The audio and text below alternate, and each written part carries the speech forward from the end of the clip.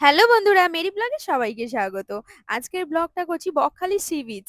তো Bakkhali sea beach সন্ধ্যেবেলা কেমন লাগে দেখতে থাকো, আশা করি সবার খুব ভালো লাগবে। তো এখন হোটেল থেকে বেরিয়ে পড়ছি। এখন দুপুরবেলা খুব ঘুমিয়েছি, ঘুমিয়ে এখন রেস্ট নিয়ে বেরোচ্ছি বকখালি সি বিচটা তোমাদের দেখাবো বলে। তো এখানে পার্কিং করে নিলাম। পার্কিংটা একবারই করতে হয় দিনে, 20 টাকা করে পার্কিং করলে সেটা তুমি রাত 10টা পর্যন্ত রাখতে পারো। আর এখানে অনেক দোকান আছে দেখো, বাট আমি কি কিনবো কিছু বুঝতে পারছিলাম না। অনেক দোকান আছে, আর এই যে গাড়িগুলো আছে বাচ্চারা চড়ার জন্য খুব বায়না করছিল। তো এইগুলো 50 টাকা করে, এক পাক ঘোরাই 50 টাকা। আর এই হচ্ছে বকখালি সি বিচের মেন আকর্ষণ আর কি, সি ফুড। তো দেখো, এখান থেকে আমরা চিংড়ি মাছ নিয়েছিলাম। ওই যে চিংড়ি মাছের থালিটা দেখতে পাচ্ছ, ওটা 200 টাকা প্লেট নিয়েছিল। আর ছোট ছোট যে প্লেট গুলো আছে ওগুলো 100 টাকা করে। কাঁকড়া ছিল 150 টাকা। আর আরো অনেক মাছ ছিল, আলাদা আলাদা দাম। এবারে আমরা সব মাছ তো খাই না, ওই জন্য সব মাছ অতটা দাম জিজ্ঞাসাও করিনি। তো দেখতে থাকো। এই হচ্ছে এখন চিংড়ি মাছ কাটতে দিয়েছি, চিংড়ি মাছ কাটছে।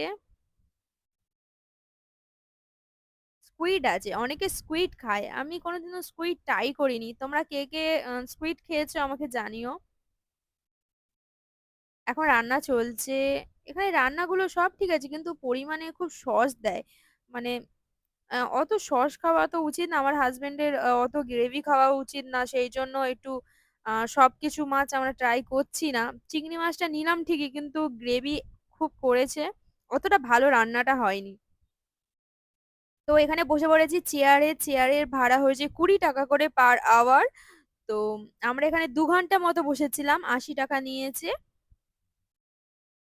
আর এই দেখো জল চলে এসেছে প্রায় কাছাকাছি, বাচ্চারা সব খেলা করছে।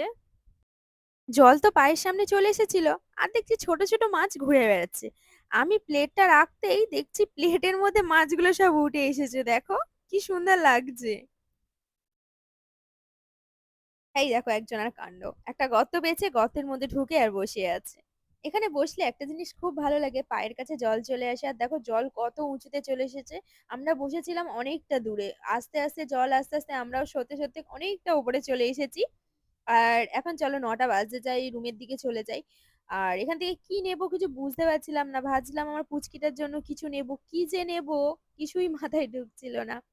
তো আমি এখান থেকে একটা ব্যাগ নিয়েছি আমার মায়ের জন্য, আর পুচকিটার জন্য একটা খেলনা নিয়েছি। চলো এবার যাওয়া যাক রুমের দিকে। রুমে যাওয়ার আগে খাওয়া দাওয়া করব। আর এখানে দেখো একটা ফোয়ারা হচ্ছিল আর মাল্টি কালার, খুব সুন্দর লাগছিল। আর এই হোটেলে ঢুকেছিলাম সন্ধ্যাবেলা খাওয়া দাওয়া করতে, বাইরে থেকে খুব সুন্দর লাগছিল। আর দেখো বাঁশ দিয়ে কাজ করা, তো এত সুন্দর সাজিয়েছে, ডেকোরেশন খুব সুন্দর ছিল। বাট খাওয়া দাওয়ার একদম বাজে ছিল, খাওয়া দাওয়ার খেতে পারিনি। কারণ হচ্ছে এখানে যে চিকেন তড়কা আমরা অর্ডার করেছিলাম, চিকেন তড়কার যে চিকেনের যে স্মেলটা একদম স্ট্রং আসছিল। আর রুটিটাও শক্ত ছিল। এখানে খাওয়া দাওয়া খুব একটা ভালো লাগেনি, সেই জন্য আমরা বাইরে অন্য একটা হোটেল থেকে চাউমিন খেয়ে নিয়েছিলাম রাতের বেলা। তো আজকের ব্লগটা এখানেই শেষ করছি। সবাই ভালো থাকবে, সুস্থ থাকবে, সাবধানে থাকবে। টাটা সবাইকে।